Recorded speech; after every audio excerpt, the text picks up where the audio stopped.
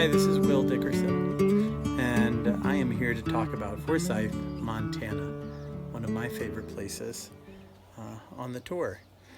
So my first time in Forsyth was back in 2001, and that's 19 years ago.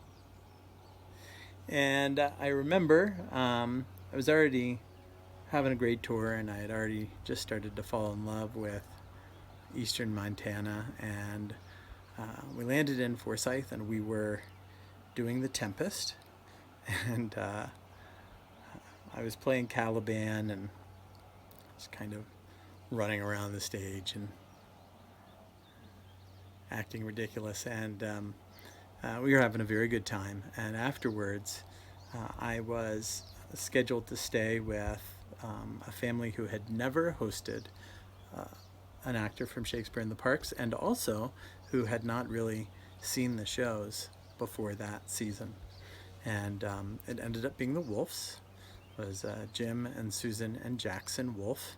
Jackson, who is now a grown man, was a little kid at the time. And I just remember having a wonderful night, them showing me around the property. Just remember Forsyth being a very friendly place. And the next year I came back and we did Henry IV Part 1. And that summer there were a lot of big sword fights. I got to kill Kevin Aslan. And afterwards everybody really enjoyed it. So we had a sword that had broken pretty badly. And I think the pommel had snapped off. And that year, Jim Wolfe took the sword down into his metal shop, fixed that sword for us so that it lasted for the rest of the year, for the rest of the tour. It's probably better than it had been when we first had it.